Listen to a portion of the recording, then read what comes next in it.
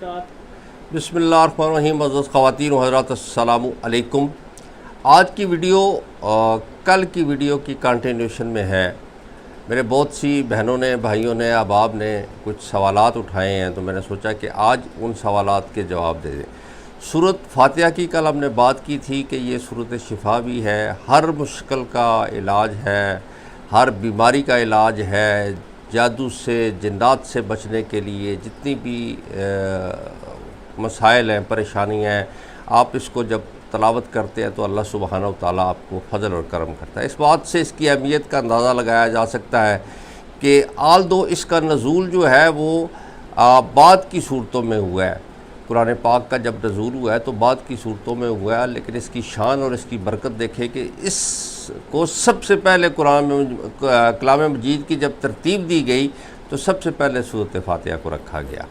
तो सूरत फातिहा के हवाले से कहते हैं जी कि आप ये बता दें कि जी हसार क्या होता है। जब मैंने लफ्ज़ हसार किया, हसार कैसे खींचा जा सकता है। दूसरा उन्होंने सवाल ये किया जी कि दम डालने का तरीका क्या है। आल दो मैं ये दम डालने का तरीका जो है इससे पहले बता चुका हूँ, आज दोबारा रिपीट कर दूँगा दम डालने का तरीका। बस गुजारिश मैं वही करता हूँ आपसे कि जी आप दुआ जो है ना वो सच्चे दिल के साथ मांगा करें। आप एक बात जो है ना वो थोड़ी सी समझने की कोशिश करें कि ज़रूरी नहीं है कि आप जब दुआएं मांगें तो अरबी में मांगें। आपकी जो मदर लैंग्वेज है आप उसमें भी दुआ मांग सकते हैं। आपने देखा होगा कि हमारे मुल्क के जो उलमा हज़रात हैं, जब जुम्मे की नमाज़ होती है, ईदैन होती हैं, तो उसमें जब अल्लाह सुब्हानहू तआला से दुआ मांगते हैं तो अपनी जो ज़ुबान होती है, मकामी ज़ुबान होती है, उसमें मांगते हैं।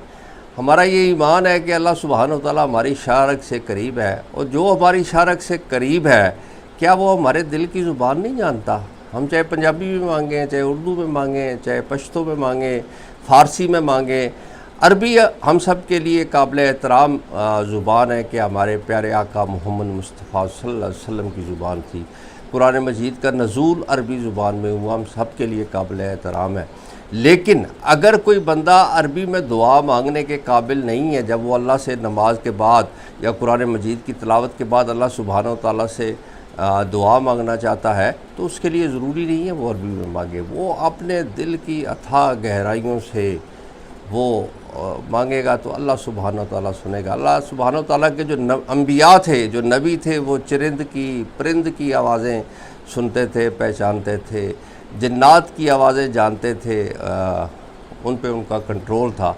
तो क्या उन सब नबियों का वारिस इस कायनात को बनाने वाला हमारी ज़ुबान को, हमारे दिलो दिमाग की जो आवाज़ है उसको नहीं पहचानता? यकीनन पहचानता है।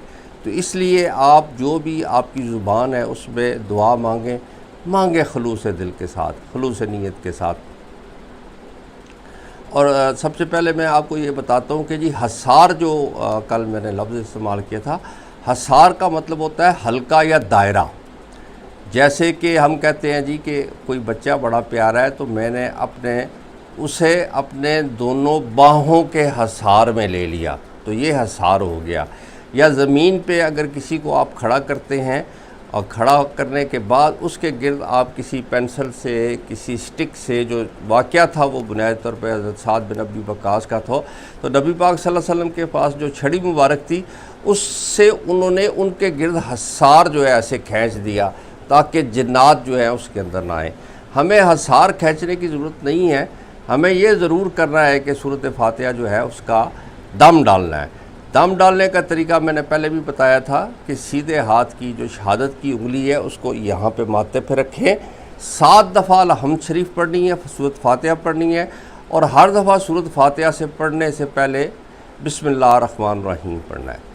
ये माथा कहलाता है, ये वाली जगह जो पेशानी कहते हैं, माथे कहते हैं, और जहाँ पे हमारी गर्दन का इख्तिताम होता है, सर का इख्तिताम होता है और गर्दन का आगाज़ होता है, इसको गुद्दी कहते हैं। तो यहाँ से बिस्मिल्लाहिर्रहमानिर्रहीम शुरू करना है, बिस्मिल्लाह, उसके बाद सूरत फातिहा, बिस्मिल्लाह, सूरत फातिहा। ये हाथ ऐसे चलता जाएगा 7 दफ़ा, आहिस्ता आहिस्ता चलता जाएगा, और 7वीं दफ़ा ये जो है हमारी गुद्दी तक पहुँच जाएगा। जब 7वीं दफ़ा सूरत फातिहा ख़त्म होगी तो ये हमारी गुद्दी तक पहुँच जाएगा।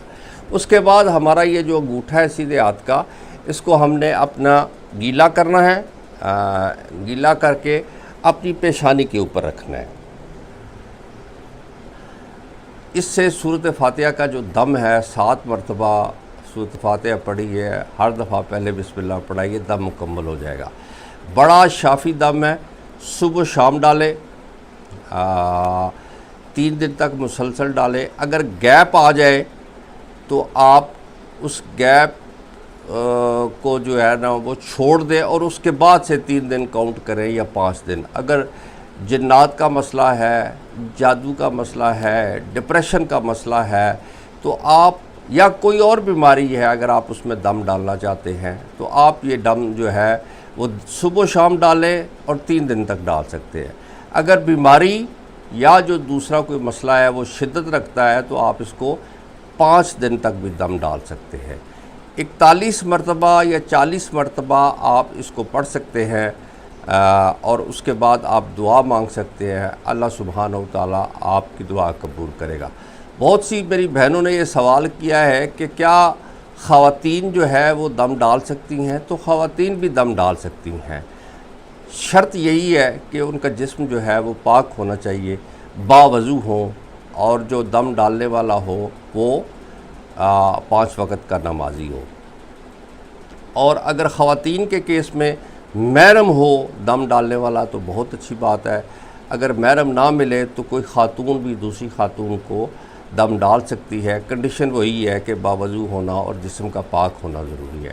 جب زبانی دوسرے ذکر جو بتائے جاتے ہیں اگر وہ کیے جاتے ہیں تو ان کو کنٹینیو کرنا چاہیے۔ اس میں جو خواتین کے مخصوص ایام ہوتے ہیں اس کی پرواہ نہیں کرنی چاہیے، وہ آپ جو ہے وہ اس کو کنٹینیو کریں۔ جو بھی اگر آپ ذکر اذکار کر رہی ہیں تو اس کے لیے اگر آپ کا جسم ناپاک ہو گیا ہے جو مخصوص ایام ہے خواتین کے، تو اس کی وجہ سے اس کو ذکر کو آپ نے ڈسکنٹینیو نہیں کرنا، اس کو کرتے رہنا چاہیے۔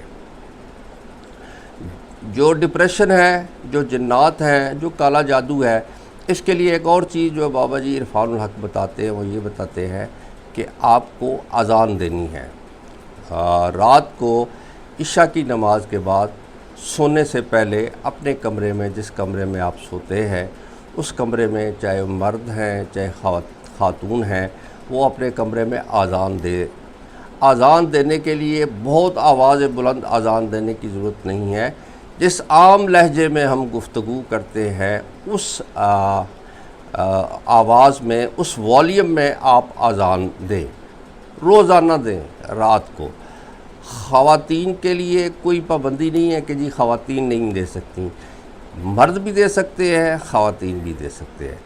سورۃ فاتحہ سورۃ شفا ہے، آپ کی ہر مشکل کو، ہر پریشانی کو، ہر دکھ کو، ہر تکلیف کو، ہر خواہش کو، بچوں کی شادیوں کا اگر آپ کا مسئلہ ہے، جتنے زندگی آپ کے گمبھیرتا مسائل ہیں کہ کاروبار سے ریلیٹڈ ہے، روزگار سے ریلیٹڈ ہے، اللہ سبحانہ و تعالیٰ سورۃ فاتحہ کی فیوض و برکات کے طفیل آپ کی ساری دعائیں قبول کرے گا، ساری حاجات، ضروریات، خواہشات پوری کرے گا۔